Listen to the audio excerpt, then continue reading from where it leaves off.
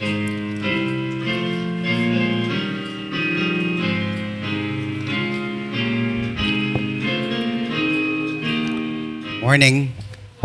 Good morning po sa bawat isa and happy Lord's Day again to everyone. Ngayong umaga po ay tayo ay mag-continue or ipagpapatuloy po natin ang ating series sa Romans, the Book of Romans of Apostle Paul. At ang ating sermon delivery ay manggagaling sa Romans 9.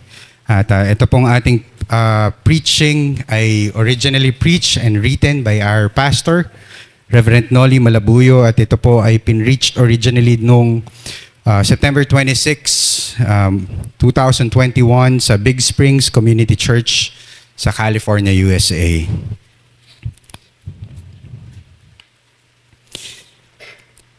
Ngayon po mga minamahal ko magulang at kapatid,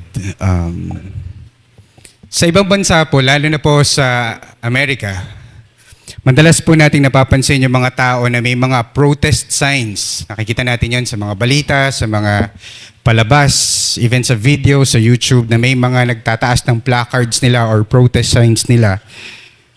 At dito nakikita natin na kung ano man ang pinaglalaban nila sa panahon na ito, doon natin makikita kung anong klaseng kultura at paniniwala ang meron sila.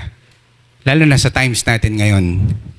At mapapansin natin at nakakalungkot man isipin na maaring may makikita tayong mga placards doon or signs doon na nagsasabi, for example, may dalawang LGBT na nagtataas ng kanilang placards at ang nakalagay sa kanilang cards ay, Jesus is gay.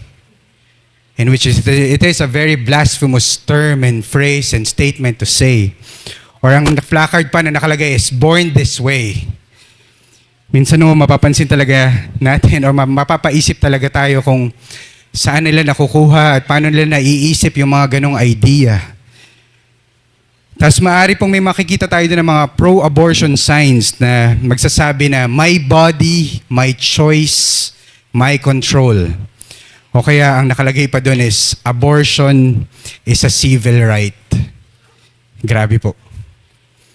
Paano po tayo napunta sa panahon ngayon na ang pagpatay sa isang inosenteng buhay ay parte ng kanilang civil rights. And that is very hard to swallow and to see sa mundo natin ngayon.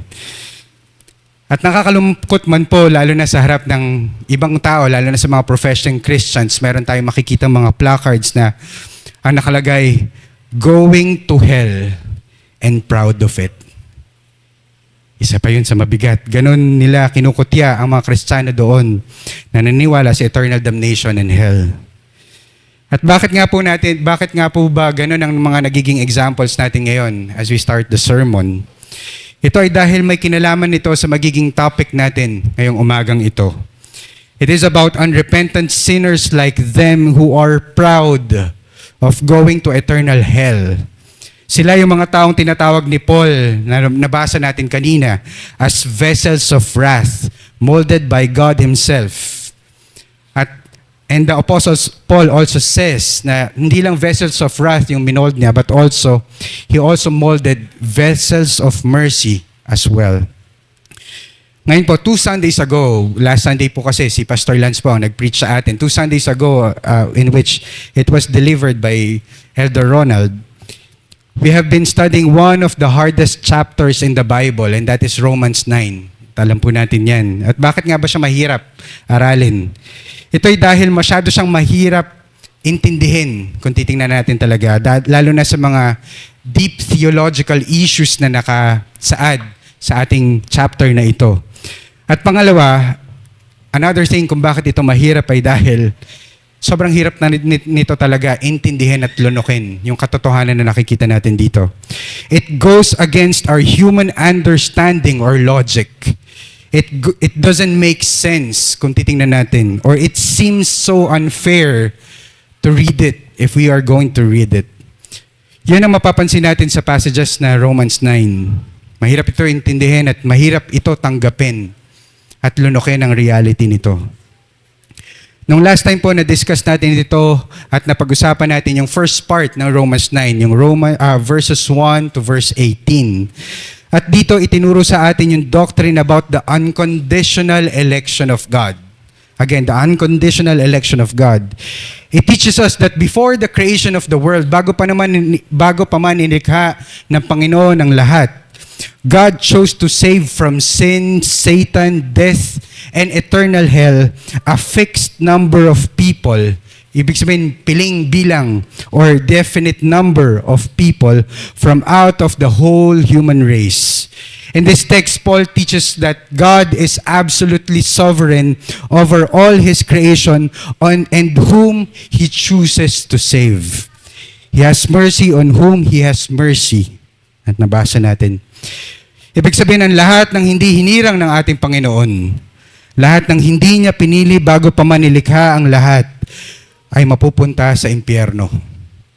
At sa letter mismo ni Paul, pinakita niya din mismo dito na alam na niya na ang magiging reaction ng mga taong makakabasa ng letter niya na ito. At alam na niya ang magiging reaction ng mga taong makakarinig sa katuroang ito.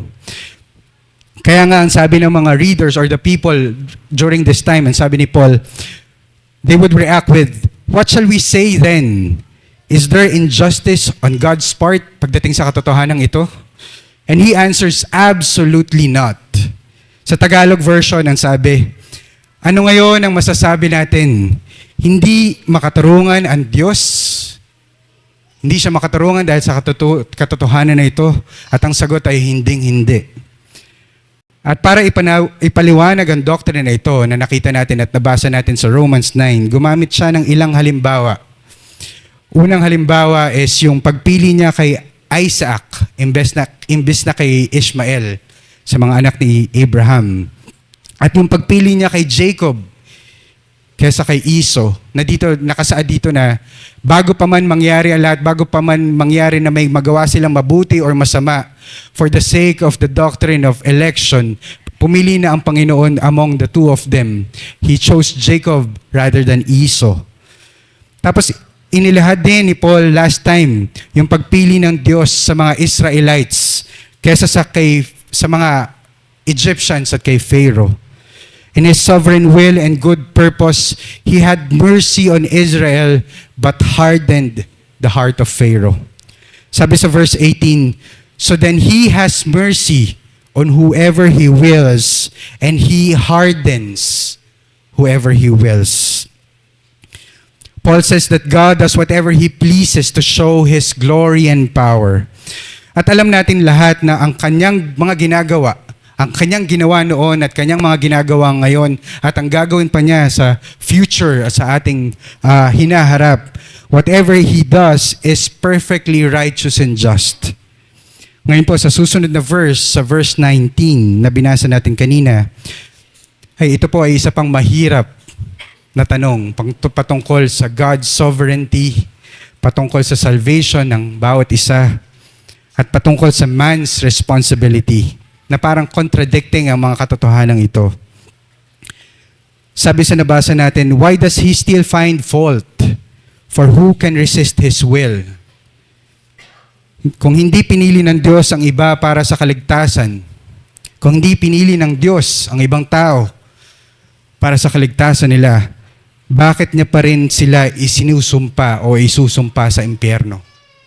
At valid naman pong tanong yun. Pwede nating tanungin yun na bakit pa rin nga naman dadalhin ng Panginoon ang iba sa impyerno? Hindi ba unfair naman ata ito kung titingnan nating mabuti? He is so unjust as they may say. Kaya nga po ito ang ating second part ng ating preaching or ating topic pagdating sa Romans 9. At ang theme na continuously natin na pinanghahawakan or yung topic natin ngayong umagang ito is that, is there injustice on God's part? And this is the part 2 of that sermon series or that topic. And we have 2 points na ating pag-uusapan po ngayong umagang ito. The first point is there injustice on God's part when the potter makes vessels of mercy and makes vessels of wrath? That's the first point.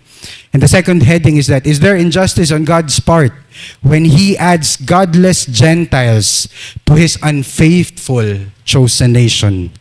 Ngayon pa, bago po tayo mag-proceed, let us all bow down our heads and let us pray. Panginoon namin Diyos, patuloy po kaming lumalapit sa iyo at nagpapakumbaba na alam namin na Hindi po namin to kayang maintindihan.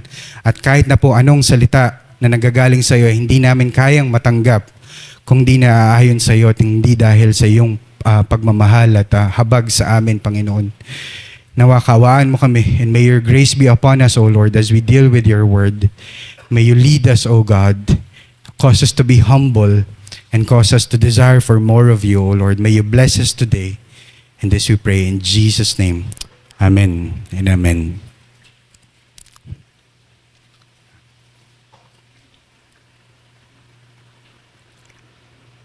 Ngayon po, for the first point, when the potter makes vessels of mercy and vessels of wrath. If God is absolutely sovereign over His decree not to save some people out of the whole human race, then why does He still punish them with eternal wrath? Yun po ang ating tanong.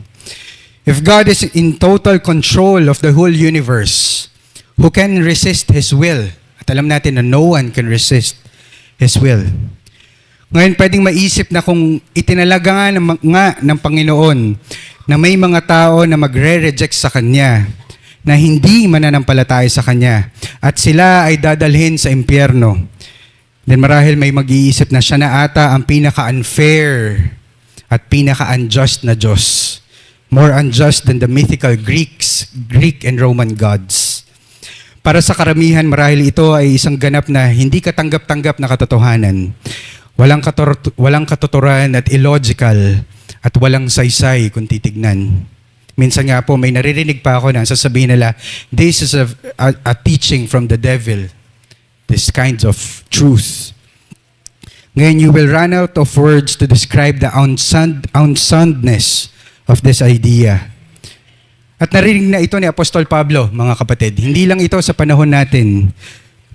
Kundi even nung time ni Apostol Pablo, yung mga objections na ito, yung mga tanong na ito ay patuloy niyang naririnig.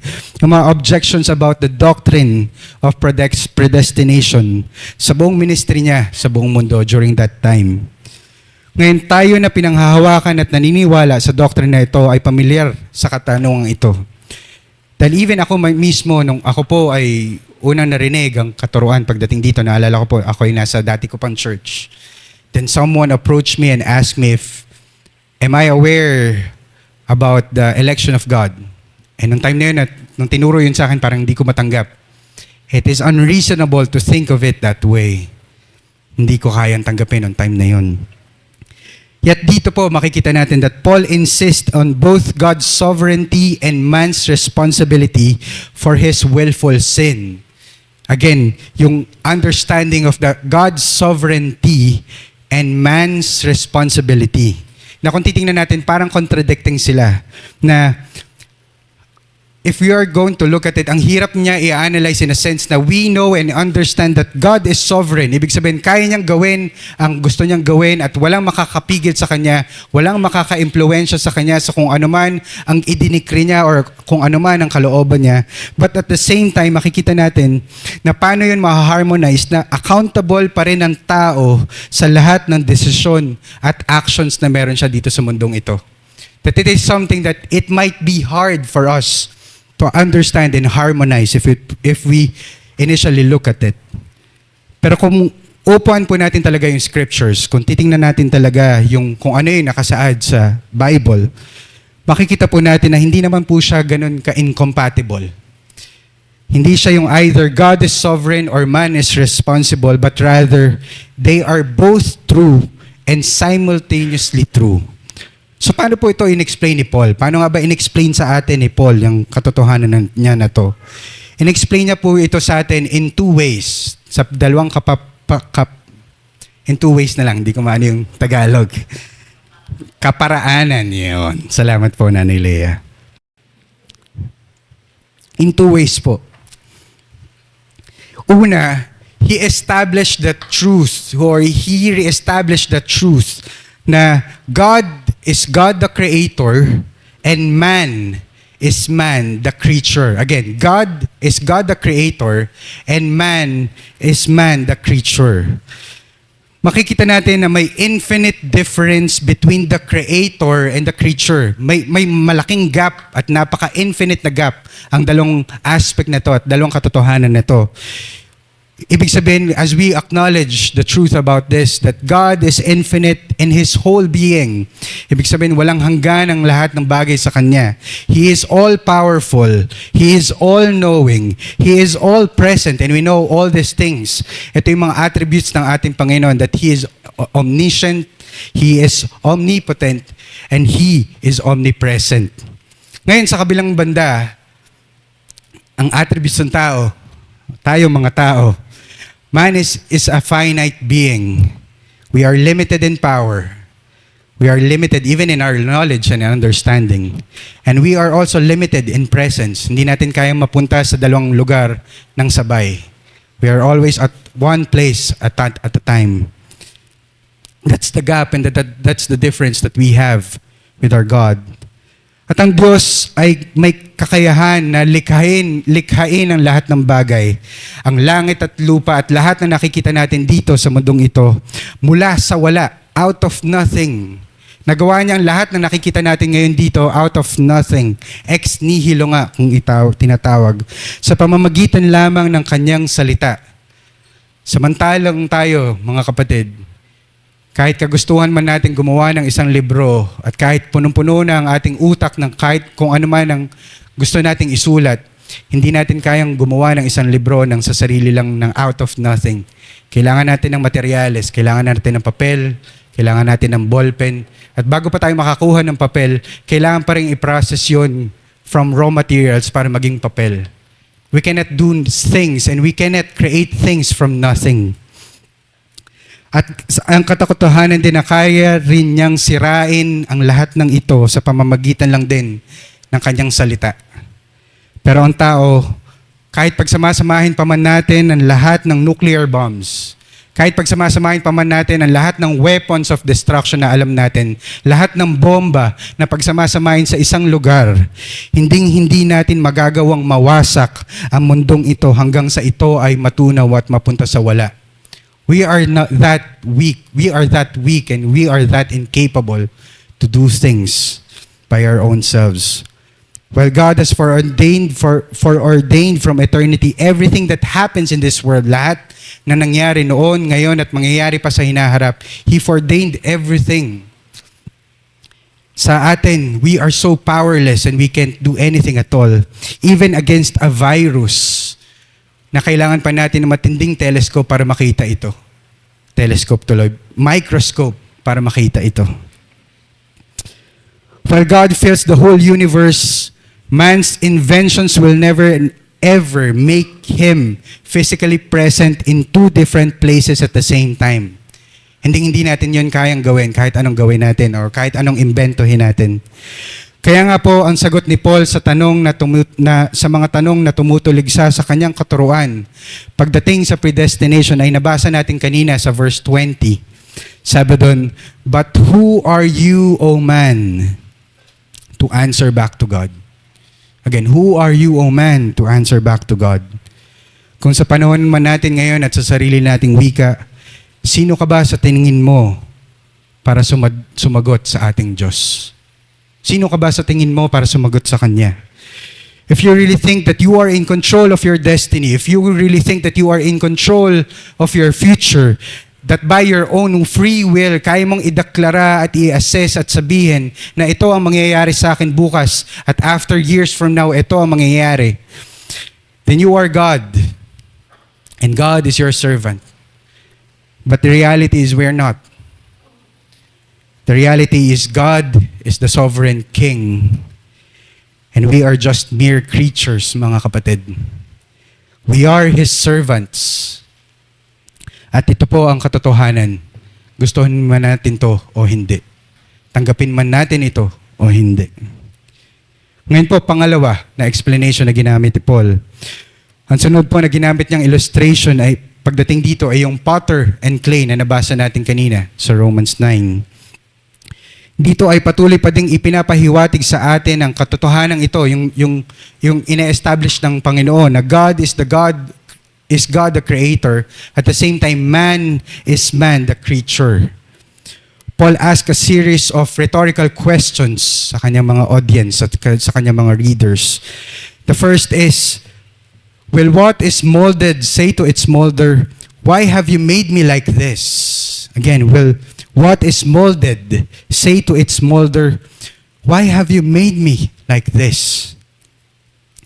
Paano na lang po kung ang pininta ni Leonardo da Vinci na Mona Lisa ay nakasimangot? Paano, instead yung mysterious smile na meron siya, pwede bang magreklamo yung painting at magsabi kung bakit nakasimangot ang pagka-create sa kanya rather than that mysterious smile? O pwede ba tayong magreklamo sa Panginoon na bakit hindi tayo ipinanganak na kamukha ng isang artista or parang isang sikat na artista? Kasi kung tayo ay pinanganak na gano'n, sana ako'y gwapo, matipuno, sikat, at marami ng pera. At baka politician na rin. Pero hindi. We can never ask God about it. We can never ask God about these things. Tayo po ay maging katawa-tawa lamang sa harap ng Panginoon. Tapos sa verse 21, sinundan ulit ito ni Paul ng isa pang rhetorical question. Has the potter no right over the clay to make out of the same lump a vessel of honorable use and another for dishonorable use? Dahil yung katotohanan na lahat tayo ay galing kay Adan at tayo ay nanggaling sa iisang klase ng lupa lamang. From the same dust, He has made some for honorable use and others for dishonorable use. At ngayon, anong ibig sabihin nito? Anong ibig sabihin ng passage na ito na nabasa natin sa Romans 9? Una, ang makikita natin sa structure nito is that the vessels of dishonor na nabasa natin at the same time the vessels of honor ay parallel or in parallel sa vessels of wrath and vessels of mercy na nakasaad din sa text natin. Ibig sabihin, to be a vessel of dishonor is to be under God's wrath. And secondly, to be a vessel of honor is to receive God's mercy. It has nothing to do with the actual creation in itself. It has nothing to do with the actual vessel in itself. God alone chose to mold them one way or the other even before they were even created. At makikita natin ito sa text ni Paul nung inexplain din niya ito kay Timothy. Sa Timothy or 2 Timothy 2 verses 19 to 21. Sabi dito, But God's firm foundation stands, bearing this seal. The Lord knows those who are His, and let everyone who names the name of the Lord depart from iniquity. Verse 20. Now in a great house they are not only vessels of gold and silver, but also of wood and clay, some for honorable use and some for dishonorable use.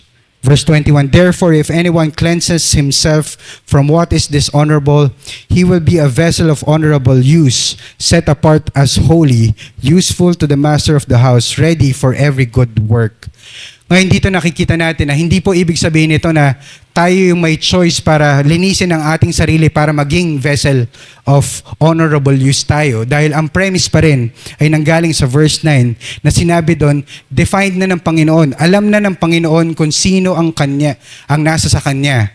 At yung second statement na let everyone who names the name of the Lord depart from iniquity means that it implies and it is expected that those who are His would pursue holiness rather than sinfulness.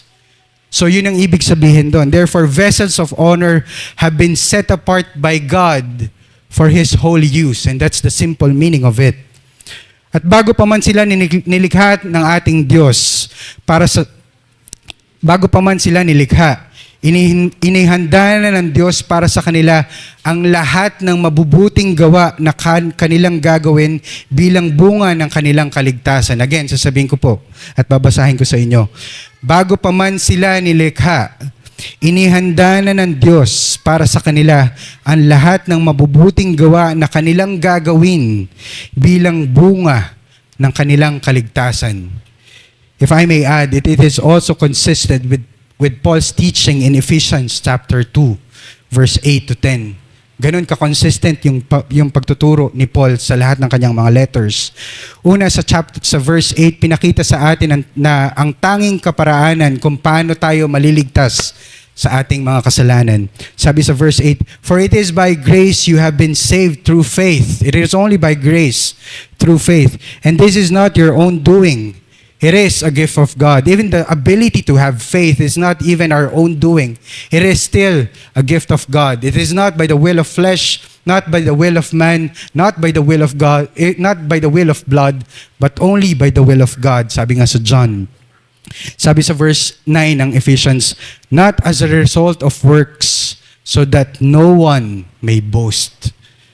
Ngayon po sa verse 10 ng chapter na yon, ipinapakita naman kung saan manggagaling yung good works na meron sila. Good works, ibig sabihin, not as a basis of their salvation, but as the fruits of salvation or evidences of their genuine faith. Sabi sa verse 10, "For we are His workmanship." Again, for we are His workmanship, created in Christ Jesus for what? For good works, which God prepared beforehand, that we should walk in them. We are His workmanship, created in Christ for good works, planned and prepared beforehand, that we should walk in them. By their good works, they will give honor and glory to God, and they will be honored by God on Judgment Day. Ngayon po, ang huling rhetorical question na makikita natin dito ay yung follow-up din noong nakaraang question sa verses 22 and 23. Sabi dito, "What if God, desiring to show His wrath and to make known His power, has endured with so much patience vessels of wrath prepared for destruction, in order to make known the riches of His glory for vessels of mercy, which He has prepared beforehand for glory." Nung nakarang sermon po, narinig natin yung explanation ni Paul pagdating kay Pharaoh. Sa ating first part po ng sermon na ito, that God created Pharaoh as a vessel of destruction to show His power and His glory. God sent disasters upon disasters sa Egypt, yung mga plagues na nabasa natin at familiar tayo. But Pharaoh hardened his heart more and more against God. Pero alam natin at nabasa rin natin doon that God hardened in His heart. Totoo naman po yun. Yes, we may have known and read in scriptures that it says that God hardens the Pharaoh's heart. Ngayon po, paano natin ma-harmonize yung dalawang bagay na ito? It doesn't mean that God created evil in His heart to make it hard. Hindi po ibig sabihin na naglagay siya ng kasamaan sa puso ni Pharaoh para ito ay tumigas. But because God will never do that. But rather, it is the reality that the reality is that it is already hard in the first place. Ang puso ni Pharaoh ay matigas na noon pa lang. Sa Exodus 5 verse 2, nung pinadala ng ating Panginoon, ng ating Diyos, si Moses kay Pharaoh, ang response ni Pharaoh kay Moses, "Who is the Lord that I should obey His voice and let Israel go?" Sino itong sinasabi mong Panginoon? Sino itong sinasabi mong Diyos na nag-uutos sa akin na palayain kayo? Ang sabi ni Pharaoh, "I do not know the Lord, and moreover, I will not let Israel go." Hindi ko kilala ang Diyos na sinasabi mo, at hindi ko kayo bibitawan. Yun ang sinabi ni Pharaoh sa kanya. So dito makikita natin na ang reality is pinayagan ng ating Diyos na magpatuloy si Pharaoh sa kanyang kasamaan at katigasan ng kanyang puso.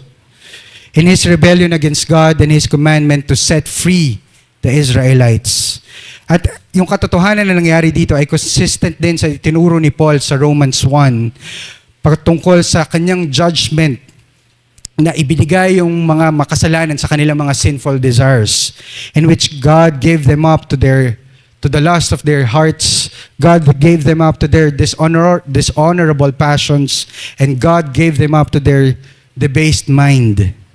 Ibig sabihin, the hardening of Pharaoh's heart here is both in active and in passive sense, in a sense na, passive in a sense that he withheld his restraining grace, allowing his natural sinfulness to intensify. Dahil explicit din naman to sa scripture na Pharaoh hardened his heart. At nakita natin yun sa Exodus 8:15, sa Exodus 8:32, at Exodus 9:34, in which it explicitly says that he hardened his heart. At it is also in an active sense that it is already his judgment to Pharaoh as an outright sinner and idolater. And that confirms his sinful state and hard heart. Ito po, dito natin makikita yung harmony ng God's sovereignty and man's responsibility. And it was only after the 10th plague that Pharaoh relented and set the Israelites free. But through those 10 plagues na nakita natin at nabasa natin sa Exodus, God demonstrated His power and glory over all His creation to both the Egyptians, and not just the Egyptians, but also to the Israelites. Yun ang nakikita natin sa passage na ito. At another thing that we could see on the passage pagdating sa context ng nangyari sa Pharaoh is that God was extremely patient even with the defiant and rebellious Pharaoh. Siya ay patuloy pa rin nagpakita ng kanyang matinding pasensya at pagtitiis sa kasamaan na meron si Pharaoh. At ngayon po ang tanong natin, why did God endure Pharaoh's hard heart with much patience? Ang sagot po ay, it is still because of the mercy and grace of God. Mula nung nahulog si Adan sa kasalanan, mga kapatid, hanggang doon sa great flood sa panahon ni Noah, tiniis ng Diyos ang matinding kasalanan ng tao, their continuous rebellion and unfaithfulness before Him. Dahil bago pa man nangyari ang matinding pagbaha sa buong mundo, before He destroyed all mankind except for 8 people, and that's Noah and his family, every man's heart was filled with wickedness continually. Yun ang mababasa natin sa Genesis 6 verse 5. He endured Israel's rebellion, at hindi lang sa time na yon, He also endured Israel's rebellion and unfaithfulness for hundreds of years before He sent the Babylonians to destroy them. At kahit sa panahon ng ating Panginoong Jesus, Siya ay nagpakita rin ng matinding pagtitiis at pagpapasensya sa pagdisciple niya kay Judas for 3 years.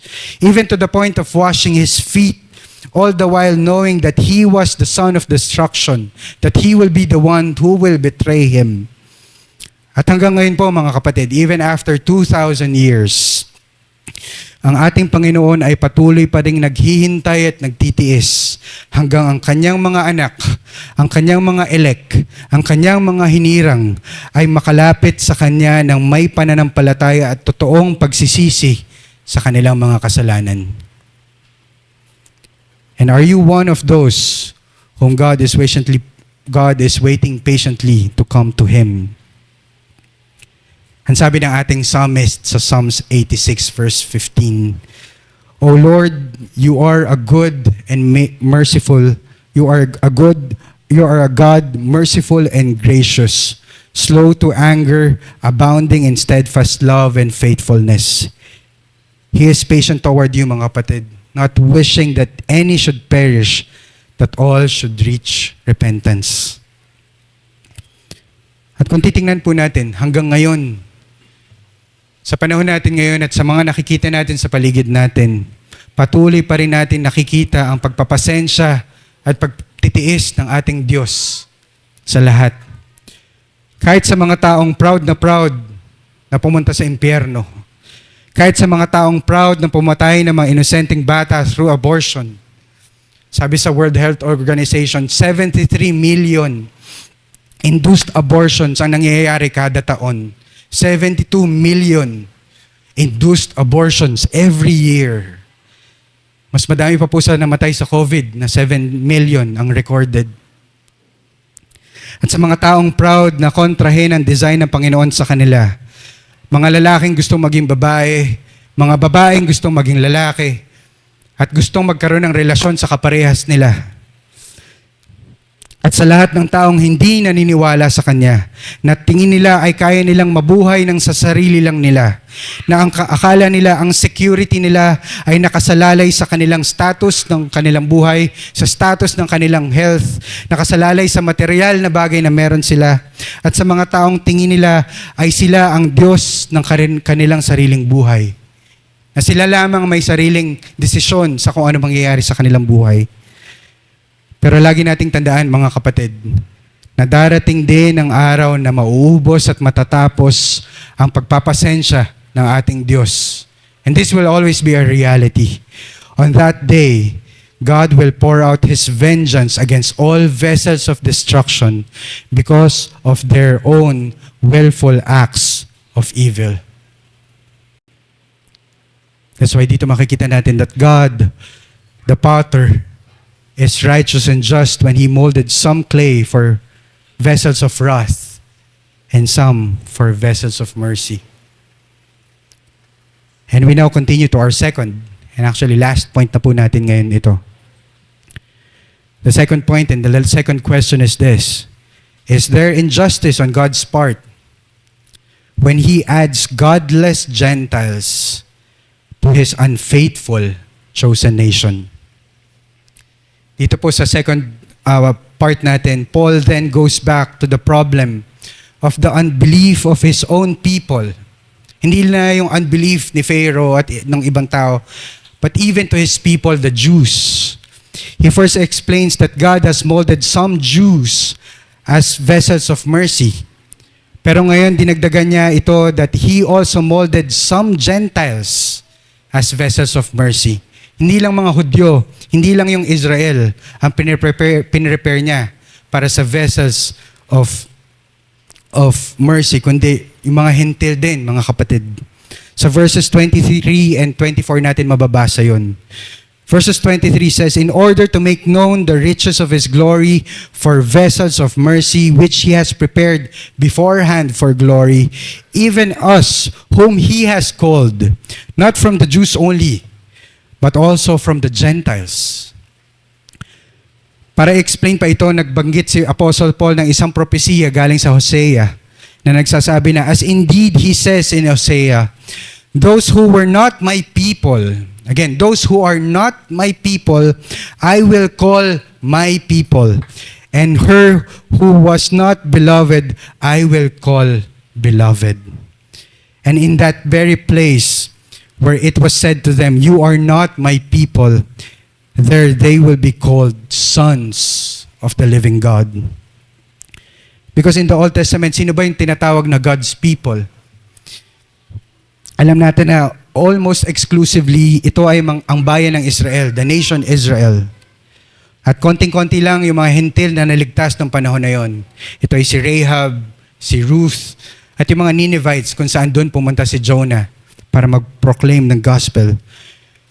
Pero kahit sa Hosea pa lang, ipinapakita na ng ating Diyos na may matindi siyang plano para sa mga Gentiles, na sila din ay magiging vessels of mercy ng ating Diyos. They were to be included in God's chosen and beloved people. At sino itong mga Gentiles na ito? Sino ba yung sinasabing Gentiles na ito sa ating scriptures?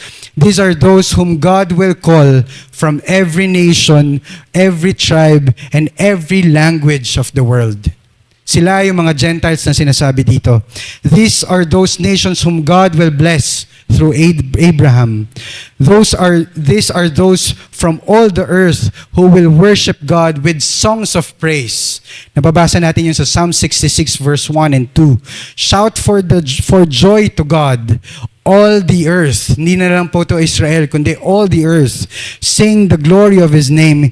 Give to Him glorious praise. At sila din po ang nabanggit sa propesiya ng ating Diyos kay Isaiah. Sa Isaiah 19:24 to 25, it says here, in that day, Israel will be the third with Egypt and Assyria, a blessing in the midst of the earth, whom the Lord of hosts has blessed, saying, blessed be Egypt, my people, and Assyria, the work of my hands, and Israel, my inheritance. Ang dating mga kaaway ng ating Diyos, ang mga taong nagre-rebelde sa Kanya, at puno ng kasalanan ay tatawagin niya mula sa Egypt, mula sa Assyria, at mula sa buong mundo. Ngayon po sa part na ito, naaalala ko rin, mga kapatid, yung passage sa John chapter 10. Pagdating sa katuruan niya about the I am the good shepherd. Sabi ni Jesus sa verse 14, I am the good shepherd. I know my own, and my own knows me. Just as the Father knows me, and I know the Father, I lay down my life for the sheep. And sabi sa verse 16, and I have other sheep that are not of this fold. He's not only talking about the Jews.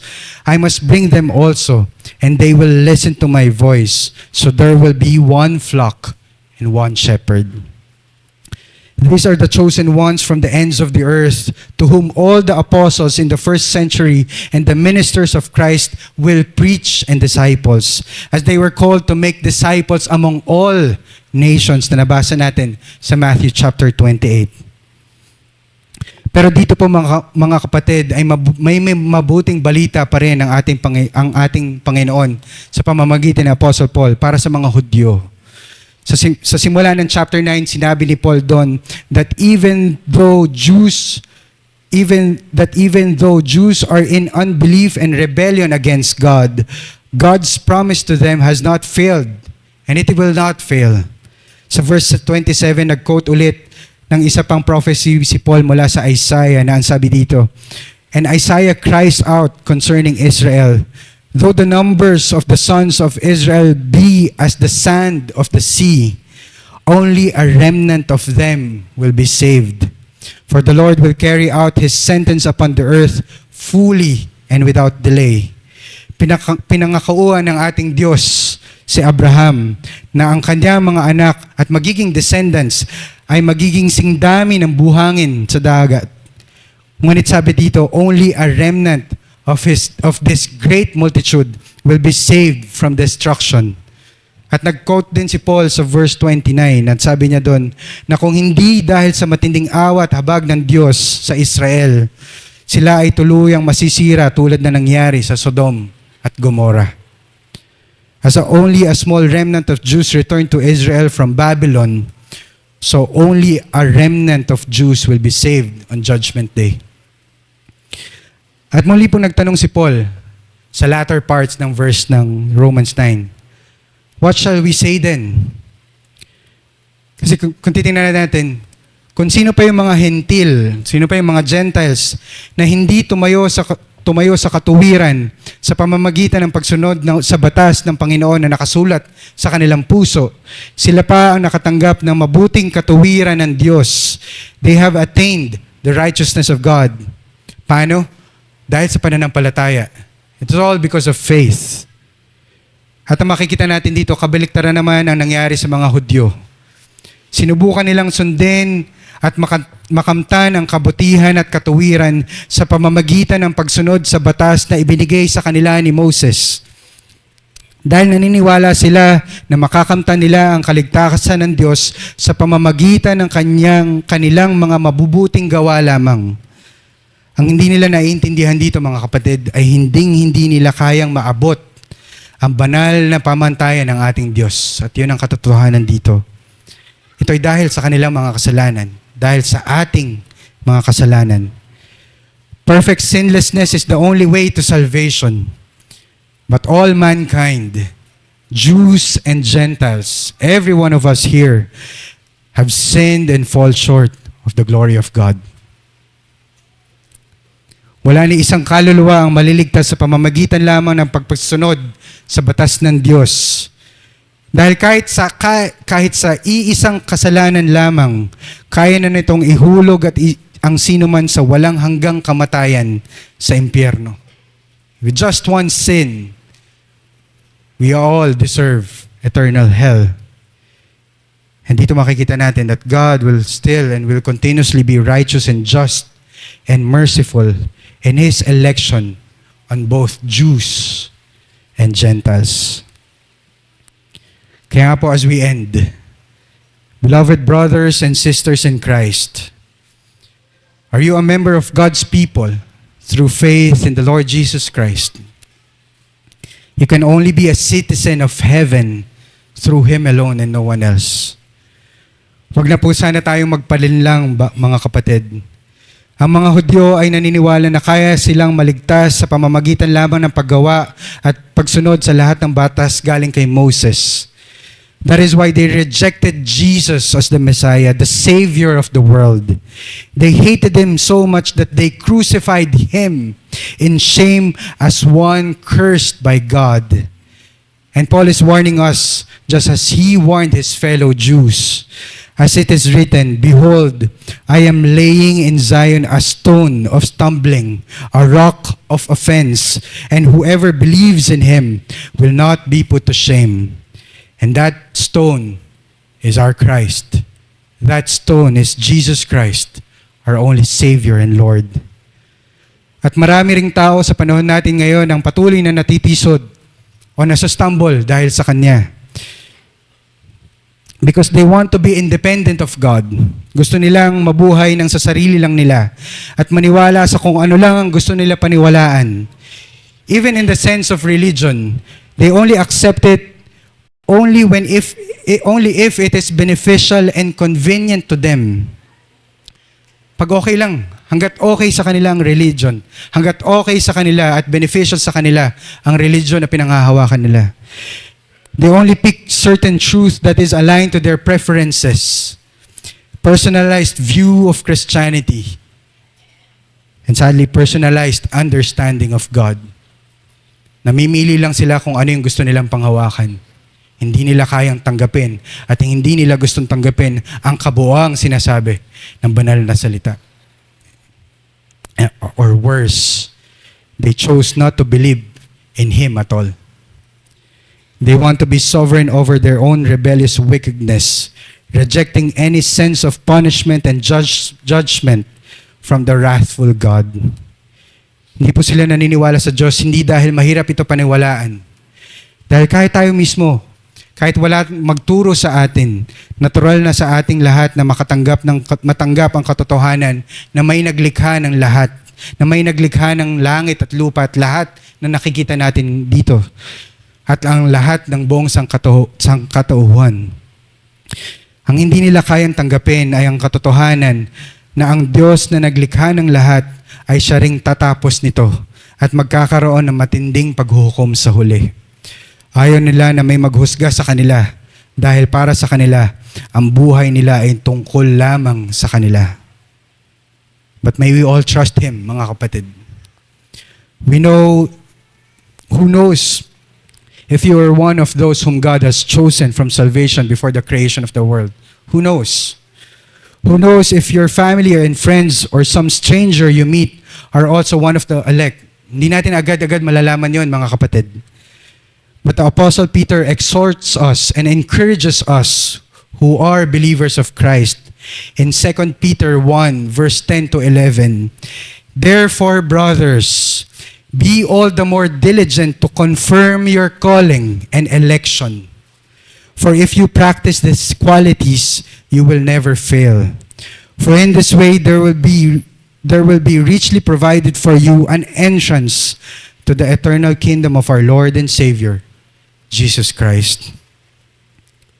Therefore you have the assurance of your election, an entrance into the kingdom of God through Christ, and through the good fruits of your salvation that is manifested by a genuine faith. Amen and amen. Ngayon po, bago man tayo manalangin, hayaan niyo pong may sabihin ako sa inyo bilang inyong elder. Marahil kung titingnan natin, totoong mahirap paniwalaan agad-agad ang katotohanan na narinig natin ngayong araw na ito. Lalo na po sa mga nandirito ngayon na marahil first time nyo lang narinig ang katuruan pagdating sa predestination of God. Pero nawa sa ating kahinaan, tayo po ay patuloy na lumapit at sumuko sa ating Panginoon. Na tayo po ay gabayan sa katotohanan na kahit mahirap man, ito tanggapin sa simula. Naalala ko po yung passage sa John chapter 6, kung saan libo-libo ng tao ang sumunod sa Kanya kay Jesucristo. At gumawa ng milagro si Jesus at napakain ng lahat ng ito mula sa iilan lamang na tinapay at isda. Pagkatapos ng lahat ng nangyari after noon, nagsimulang magturo si Kristo patungkol sa katotohanan na siya ang tinapay ng buhay. Ito po yung passage tungkol dyan sa John chapter 6. At dito tinuro niya na ang tinapay na ito ay ang kanyang katawan. Na ang tinapay ng buhay ay mas mahalaga pa sa tinapay na natanggap nila sa miracles na yon. Ito ay mas mahalaga pa sa tinapay na natanggap nila sa panahon ni Moses. Kundi ito ay tinapay na magdudulot sa kanila ng buhay na walang hanggan. At itinuro ni Kristo dito na kung sino man ang kumain sa kanyang laman at uminom ng kanyang dugo ay magkakaroon ng buhay na walang hanggan. At dito po nagturo din siya patungkol sa predestination and election. No one can come to me unless the Father who sent me draws him, and I will raise him up on the last day. Ngunit pagkatapos ng lahat ng itinuro ni Jesus, nahirapan silang intindihin at tanggapin ang katotohanan ito. Sabi pa nila, this is a hard saying. Who can listen to it? Ngayon po, hayaan niyong basahin ko sa inyo ang latter verse ng chapter na ito. Ang sabi po ng Panginoong Jesus, it is the Spirit who gives life. The flesh is no help at all. The words that I have spoken to you are spirit and life. But there are some of you who do not believe.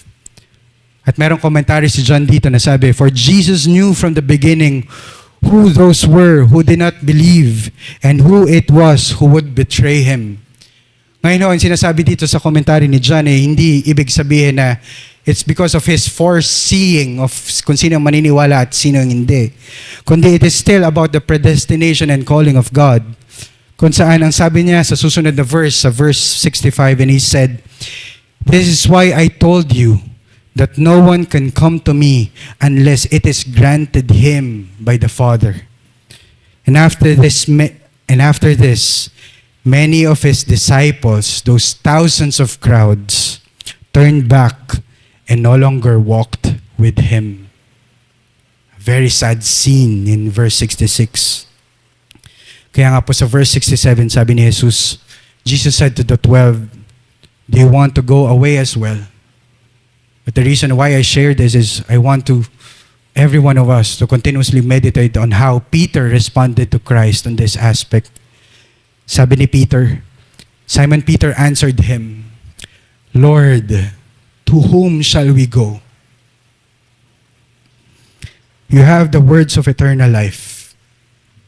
And we have believed and have come to know that you are the only one of God. To whom shall we go, mga kapatid? Wala naman tayong ibang mapupuntahan pa kundi ang Panginoon lamang. There is no other salvation except through Him. At wala tayong ibang pagkukunan ng katotohanan sa mundong ito, kundi sa Kanya lamang at wala ng iba. We will always be and forever be lost if we will go far from Him. At hindi po natin to kaya kung sa sarili lang natin.